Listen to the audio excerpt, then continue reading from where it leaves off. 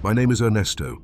I am 85 years old, and just 1 year ago, I lived in silence. Not the silence of the countryside, nor that of a quiet afternoon. No, the other silence. The one that isolates you from conversations, from the laughter of grandchildren, from the birdsong. The one that turns every "how are you" into a confused gesture, into a forced smile, so you don't have to ask them to repeat it a third time. I clearly remember the day I realized something had been lost. I was in the living room. My daughter was talking to me, and I couldn't follow a single complete sentence. I nodded, of course, as many of us do, to avoid interrupting. But inside, I felt a mix of shame, sadness, and exhaustion. It was like being there, but not really being there. They offered me hearing aids. I tried them, but they weren't for me. They bothered me, distorted sounds, made me feel older than I was. And worst of all, they made me depend even more on something external. Something that, if lost or broken, would throw me back into silence in a second. Today, I hear clearly. And no, I don't use hearing aids. I hear the leaves moving with the wind. I hear the doorbell without having to look at the door. I hear my daughter's voice without needing to read her lips. I hear. It wasn't a miracle. It was a discovery. And that's why I'm here, talking to you. I'm going to tell you exactly what helped me, step by step.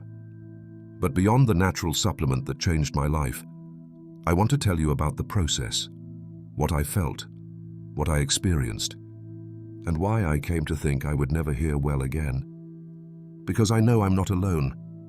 I know out there are many people, maybe you yourself, who are beginning to lose the sounds of the world, who are resigned to living at a lower volume, to listening with effort, to responding without understanding. Before giving up, listen to this story, and tell me something, if you dare. How old are you? And from where are you watching me? Write it in the comments. I'd love to know there's someone on the other side listening. It didn't happen overnight. Hearing loss doesn't arrive like a sudden blow. It comes like a dripping faucet no one notices, until one day the bucket is full. At first, it was little things. On the television, I turned up the volume a little more, then a bit more, and then a lot more. But I justified it. That actor speaks very softly. That channel sounds bad. There was always an excuse, an external reason. It was never me. Over time, I started asking people to repeat what they said. Once, twice. After the third time, I pretended I understood. I laughed when others laughed, nodded when I hadn't understood a single word. Acting all the time is exhausting. You get tired of asking, but you get more tired of pretending. Words began to mix. Coffee sounded like what? Key, like bird. Whole sentences lost meaning. And with every incomplete word, I felt further away from others. My environment began to notice, not because they said it directly, but because of the looks, the jokes. "What's up, are you going deaf?" Said with laughter, but with a real undertone. The impatient corrections. "I already told you, Dad. Can't you hear me? Or don't you want to?" And that's when another stage begins. You're not only losing your hearing, you're losing others' patience, compassion, the flow in relationships. Little by little, you feel like a bother, that your presence requires effort. Once, at a family gathering, everyone was talking and I just watched. I didn't know what they were laughing about, or what they were arguing about. I was there, physically present, but spiritually absent. No one told me, but I knew. I was in the way. Not because of them, not even because of me. It was simply what it was. An older man who couldn't hear well, an obstacle in a fast conversation. Then comes the hardest part. Isolation. Not because they leave you out, but because you yourself start choosing to stay silent. Speak less, ask less, participate less, because it's easier, because it hurts less. That's how the wall begins to build. Invisible, but heavy. a wall between you and the rest of the world. I lived behind that wall for years, without knowing there was another way, without knowing there was a way to tear it down, without resorting to uncomfortable devices or resigning yourself to silence. But at that moment, I didn't know. I only felt something inside me dying a little every time I couldn't hear a full word.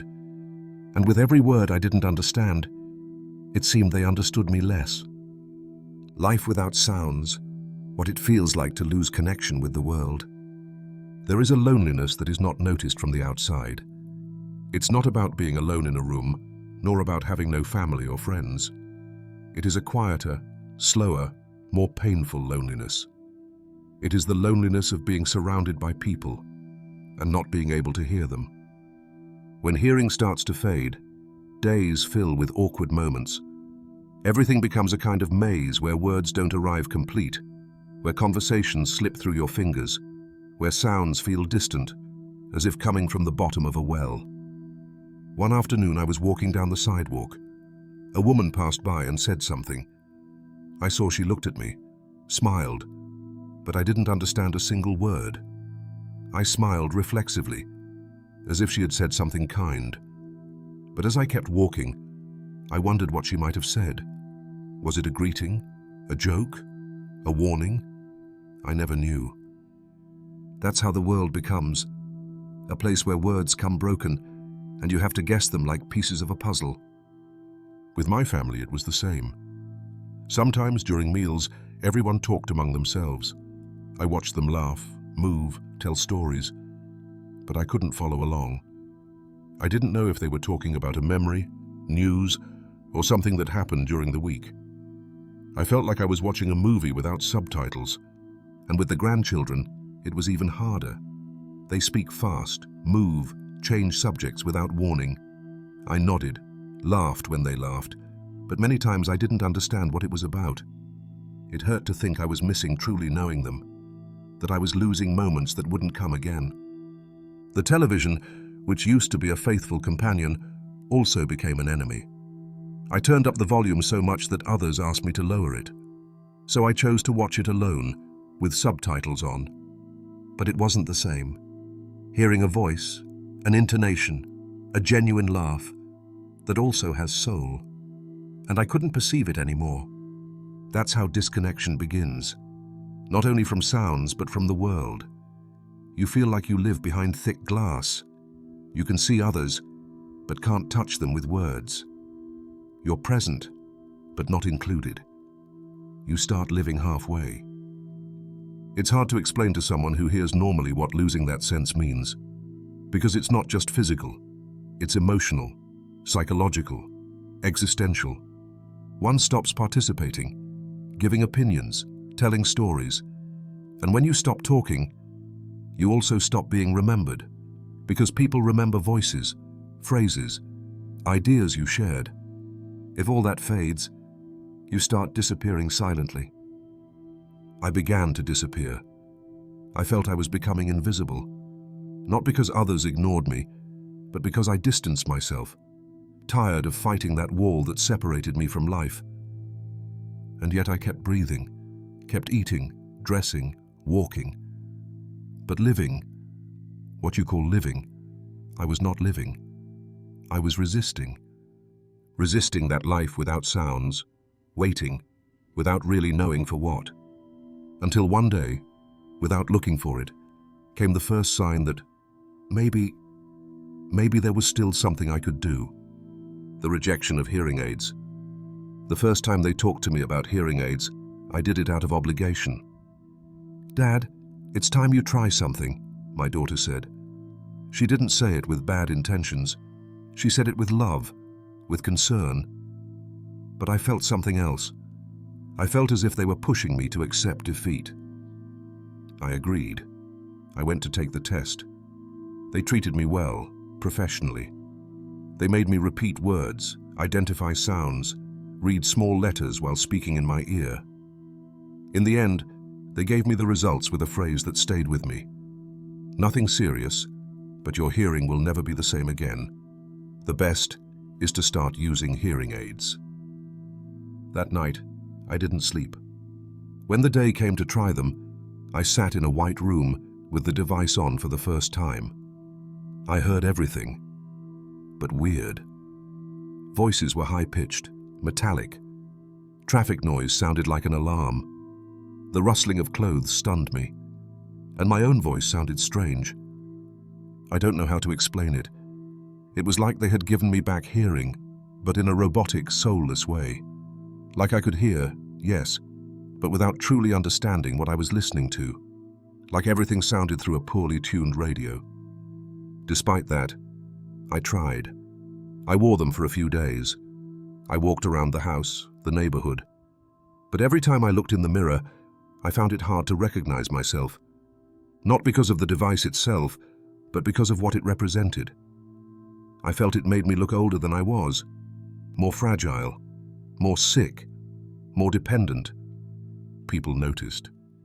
Even if they said nothing, their eyes quickly dropped to my ears. Some spoke slower without realizing it. Others avoided the subject. What no one says is that hearing aids, as common as they are, still carry a stigma, an invisible mark that you are no longer the same. But the hardest part wasn't what others thought. It was what I started thinking myself, that I had crossed a line, that I could never go back, that now I was part of that group of people who depend on a device just to have a conversation. And that hurt me more than any silence, because no one tells you that hearing aids don't always give you back life as it was before. They give you a limited, distorted, uncomfortable version, and for many that's enough. But for me, it wasn't. I felt there was something deeply unnatural about forcing my body to adapt to a device I didn't understand, that amplified noises I didn't want, and didn't give me back the most important things: the warmth of voices, soft music, the murmur of a conversation. I tried. I swear I tried. But one day I put them back in their case, and I never took them out again. It wasn't pride, it was dignity, because I felt that if I had to remain silent, I preferred to do it being myself, not someone who only heard halfway through something that made me feel less human. What I didn't know then was that not everything was lost, and that there was something more, something no one had told me about, something that doesn't plug into your ear, but could change everything. The search for natural solutions. After leaving the hearing aids in their case, several months passed in which I simply resigned myself. I no longer looked for solutions. I no longer asked questions. I no longer researched. I had accepted that this would be my old age, silent, confused, with forced smiles instead of true words. But life has a strange way of touching you when you least expect it. One morning, while having coffee, my grandson asked to borrow the old newspaper to make a collage. He said, "Do you mind if I cut this part?" And I, not knowing what it was, asked him to read it to me. It was a small article, hidden between two health columns. It said something like, "New natural formula helps improve hearing in older adults without the need for hearing aids." I remember I laughed. I told him, "That's just advertising. Nothing natural can make you hear better at this age." But something inside me sparked. A bit of curiosity, perhaps, or maybe just the desperate hope that it was true. After they left, I sat at my computer and searched. It wasn't easy at first. There are many false promises, many ads that sound more like scams than hope. But among all that noise, I found something different. A name that kept coming up. Opinions from real people, some my age, others younger. All said similar things. "I didn't get my hearing back like when I was 20, but now I understand my wife without asking her to repeat. I hear the doorbell. I can talk on the phone again. The ringing has decreased. I got to enjoy real silence again, not emptiness." And most importantly, they didn't talk about miracles. They didn't promise magical cures. They talked about slow, progressive, real improvements. Something built with patience and consistency. I read for hours, watched interviews, forums, good and bad comments, and the more I read, the more I convinced myself I should at least try. I didn't tell anyone at first. There was something in me that still doubted. That thought, if it failed, I didn't want to explain. I had already been through that with hearing aids. I didn't want to get my hopes up again and end up back in silence. But there was also something different this time. It wasn't about hiding a machine behind the ear. It wasn't about depending on a device. It was about caring for the body from within, feeding it what it had been missing for years. And that seemed more dignified, more natural, more consistent with who I had always been. I didn't expect miracles. I didn't expect to hear the flight of a hummingbird or a conversation in the next room again. But if I could recover even a part, just a part of my hearing, then it was worth it. That was my turning point. I went from resigned to curious, from hopeless to willing. And unknowingly, at that moment, I had taken the first step to recover something I thought was lost. The natural supplement, what it is and how I discovered it. After days of researching, I came across a name that kept repeating, Audivita. It wasn't the typical supplement with exaggerated promises. It wasn't advertised with flashy letters, nor did it talk about miraculous cures in 3 days. On the contrary, what caught my attention was precisely the opposite, the simple way it was described. They said it was a natural supplement, specially created for older people with progressive hearing loss, that it was formulated with ingredients studied for years, and that it had no known side effects, no harsh chemicals, nothing aggressive, just a natural boost for a body that, with age, no longer produces the same as before. I read more about its ingredients: ginkgo biloba, magnesium, olive leaf extract, zinc, vitamin B12, coenzyme Q10. Words I had heard before, but didn't directly associate with hearing. What surprised me was discovering that many of these nutrients are related to blood flow in the ears, neurological function, cell regeneration in parts of the auditory system that deteriorate with age. And best of all, it didn't promise to give you back perfect hearing, but to improve it progressively, to strengthen what you still have, reduce ringing, clarify sounds, improve auditory response in noisy environments. It wasn't an instant solution. It was an investment in time, an alternative without surgery, devices, or dependency. And I, who had already tried other things, thought, what do I have to lose? The truth. I had already lost everything. I had lost confidence in my hearing. I had lost fluency in conversations. I had lost connection with many people simply because I couldn't keep up. So that night, without telling anyone, I ordered the bottle, with a mix of hope and fear. Because when you've spent so much time in silence, any promise of sound sounds too good to be true. But there was something in me that still wanted to try. Not for vanity, not for rebellion, but for dignity. Because I deserved, even in the final years of my life, to hear clearly again, to be present, without pretending, to be part of the world again, without being left behind. That's how Audivita entered my life. A small bottle with capsules, which at first glance seemed insignificant, but was about to become the door back to sound. I didn't know if it would work, but at that moment, I understood the worst wasn't failing. The worst was not trying. First week. I began the treatment with Audivita on a Monday morning. The box recommended taking 1 capsule a day with breakfast, and that's what I did, without many expectations, without hope. I took the pill with my coffee and went on with my day as usual, in silence. During the first 2 or 3 days, I felt absolutely nothing, no change, no signal. The only thing I noticed was that it didn't harm me. It didn't upset my stomach. It didn't make me sleepy or nauseous. At least it wasn't hurting me. That was already a good sign. On the 5th day, something minimal, but different happened. I was sitting in the yard, like every afternoon, with the book open, but not really reading. The sun was low, the wind barely moving the leaves, and suddenly, I felt something. A slight buzz, but this time, it didn't come from inside my head. It came from outside. It was an insect, a bee, flying nearby. I heard it. It wasn't a clear or loud sound. It was barely a whisper in the air, but I felt it like a miracle. I thought it was my imagination, so I said nothing. The next day, I kept taking the capsule as usual.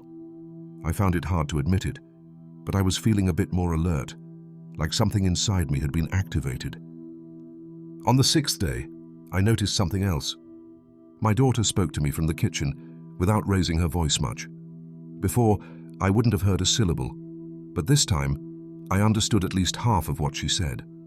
I asked her to repeat, and when she did, she didn't need to shout, just repeat.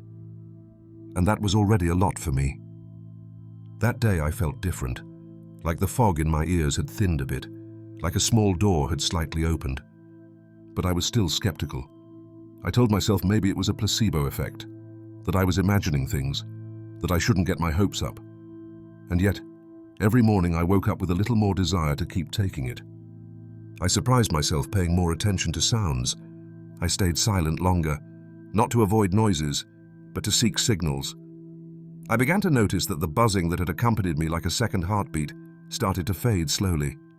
They didn't disappear completely, but for the first time in years, they got quieter, more bearable. At the end of the first week, I knew something was happening. Maybe not something big, maybe not something immediate, but real, tangible. And for the first time since all this began, I felt I wasn't going backward, that I wasn't condemned to decline, that the body, even at my age, had ways to respond, to recover, to reconnect with what seemed lost. That was the first victory. Small, but immense for me. The first big change, the day I heard something I thought was lost. It was an ordinary Tuesday, one of those days when you expect nothing. The sky was clear, cloudless. The air was warm, with that smell of freshly watered grass. I sat in the garden with my cup of tea as every morning. I wasn't thinking about anything, just watching the plants, the trees my wife had planted so many years ago, and the flowers my granddaughter still cared for on weekends. Everything was calm. And then, it happened. I heard a sound so sharp and delicate it seemed unreal, like a tiny musical note, like the crunch of a dry leaf, but sustained in the air. I looked around, not knowing where it came from, until I saw it. A hummingbird. Yes, a hummingbird, fluttering in front of the violet flowers, beating its wings at that impossible speed. And I, for the first time in many, many years, heard the buzz they make when flying. It was a brief moment, just a few seconds, but I heard it. Clear, clean, sharp. And I broke down. Tears fell without warning, not because of the beauty of the moment, though that too, but because of what it meant. Because that sound, that invisible murmur that goes unnoticed by others, for me was proof that not everything was lost, that something inside me was waking up. I stayed there still, eyes full of water, listening. Like a child hearing his first song. Like a grandfather who thought he could no longer be surprised by anything. It was as if time stopped, not because of the hummingbird itself, but because of what it represented. A second chance, a confirmation that my effort, my consistency, were bearing fruit. Later that same day, something else happened. I was sitting in the dining room when my daughter came in from the kitchen. She said something simple. "Dad, do you want some more tea?" She didn't shout, didn't raise her voice, didn't make exaggerated gestures. She just said it, like she always had. And I heard her. I looked up and replied without thinking, "Yes, please." She stopped dead, looked at me with a mixture of surprise and emotion and asked, "Dad, did you hear me without shouting?" I nodded, wordless. She came close and hugged me. We didn't say much more. It wasn't necessary. That hug said everything that needed to be said. It was then that I understood something had changed forever. That it wasn't just a technical improvement, not just a capsule taking effect. It was the return of a part of me I thought was lost. It was becoming part of the world again. Because hearing is not just listening to sounds, it's reconnecting with others. It's recovering the nuances of words, the emotion in a voice, the tenderness in a whisper. It's feeling truly present in that moment, without barriers. That day, the sound of a hummingbird gave me something no hearing aid had been able to give me: hope. By the end of the first month, I realized I was no longer counting the days. I had gone from taking the supplement skeptically to integrating it naturally into my routine. I no longer saw it as an experiment. I felt it as a silent ally, a firm rope helping me climb back up the mountain from which I had fallen. The improvements didn't come all at once. It wasn't magic. It was a steady drip of moments that, in the end, turned into something much bigger. I started talking on the phone. That may sound trivial to some, but for me, who had avoided calls for years because I couldn't understand anything on the other end, it was a huge victory. The first call was with my brother. His voice sounded clearer. I asked him to speak slowly, but he didn't have to shout, and I understood everything. I started listening to music again. I had stopped years ago. I said I was bored, that I preferred silence. But the truth was, I couldn't distinguish notes anymore. Voices blended, and everything sounded like it was coming from a distant hallway. But one morning I put on an old record, Mercedes Sosa, and I cried. Not because of the lyrics. I cried because I could hear the instruments again. The guitar, soft, the drum, deep, the voice, warm. I cried because every note told me, "You're coming back." I also started enjoying group conversations again. Before, when more than 2 people talked, I got lost. It was like trying to catch butterflies in a storm. I didn't know who was saying what.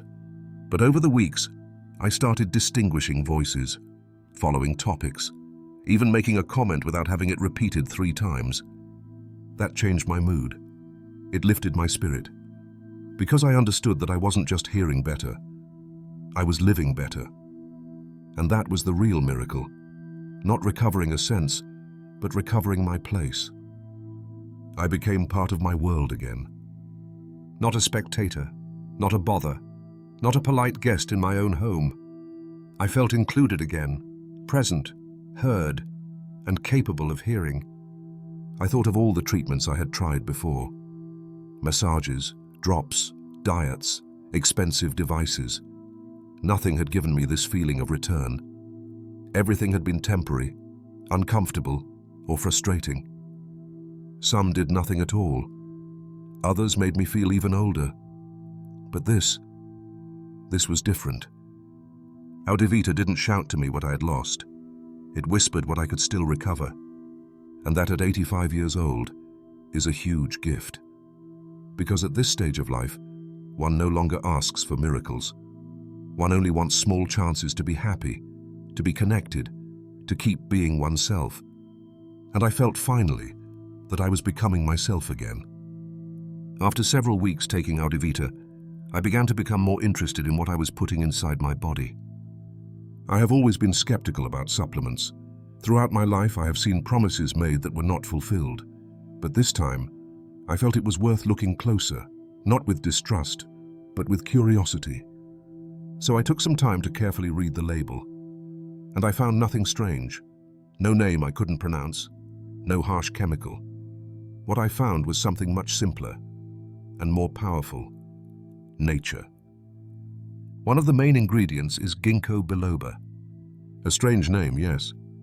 But it turns out it's an ancient plant. It has been used for centuries in traditional Chinese medicine to improve circulation, especially to the brain. And why does that help with hearing? Because ears need good blood flow to function well. When blood doesn't arrive properly, auditory cells weaken. Ginkgo helps that blood flow better, feeding the parts of the ear that need it most. Another component is magnesium. This mineral is essential for the nervous system. It protects nerve cells of the inner ear from damage caused by loud noise or aging. It also helps reduce that ringing sensation many of us feel, especially at night. Over days, I noticed my ringing grew softer, and now I understand why. It also contains zinc. This mineral helps regenerate tissues. And although many don't know it, zinc plays an important role in maintaining the auditory system. With age, zinc levels naturally decline, and that can weaken our ability to process sounds. By restoring that level, the body defends better against ear wear and tear. Another valuable ingredient is coenzyme Q10. It sounds technical, but it's simpler than it seems. It's a substance that already exists in our body. It acts like energy for cells. With age, we produce less. By taking it as a supplement, we help ear cells work better, repair faster, and maintain vitality. And finally, something not written on the label, but that I discovered over time: consistency. Because this is not magic. It's not a potion that returns hearing in 3 days. It works silently, patiently, and steadily, like water carving stone, day by day, capsule by capsule. And that's what convinced me to continue. It wasn't a miracle formula, but a real, natural, and respectful support for my body. It didn't promise to make me young again. It promised to help me keep what was still alive inside me. And that, for someone my age, is more than enough. Today I can say I understand what Audivita does, not just because I read it, but because I feel it. Today I am 85 years old, and although I have lived through many things, some beautiful, others hard, I want to tell you something I've only learned now, at this age. It's never too late to recover something valuable. For years, I lived believing hearing loss was an irreversible sentence. I resigned myself to silence, discomfort, staying on the sidelines of conversations and important moments. I thought there was nothing more to do.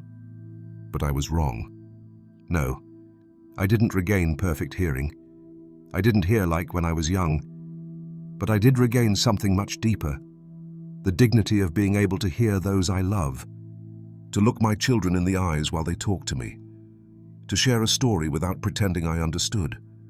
To listen again to the music of my life. The sounds that make me feel alive. That has no price. And that's why I'm here telling you this. Because maybe you, or someone you love very much, is going through the same thing. Maybe you're feeling that silent isolation, that daily frustration, that sense of losing something essential. If that's your case, I want to tell you something from the heart. Don't give up before trying. There are options. There are alternatives. Audivita was mine, but every body is different. The most important thing is not to stay with your arms crossed. Inform yourself, talk to your doctor, listen to real testimonies like this one. And if you feel something can help you, try it. Because even a small improvement can change your life. Don't get used to living halfway. Don't let silence become normal. You deserve to hear. You deserve to participate. You deserve to keep feeling part of the world. I thought I had no time left. And yet, here I am, listening again, sharing, feeling moved. Because when you recover the ability to hear, you also recover hope. And now I want to ask you, the one on the other side of the screen, have you experienced something similar? How has your hearing experience been? What would you do if you could hear like before? Tell me your story in the comments. Really, I would love to read you. Because if I've learned something on this journey, it's that we are not alone. And often, the help we need isn't in a pill or a doctor, but in the words of someone who has been through the same. So share your experience. Ask, answer. Because together, we can do a lot of good. Thank you for staying until the end. And remember, age can take many things from us, but never the possibility to start again.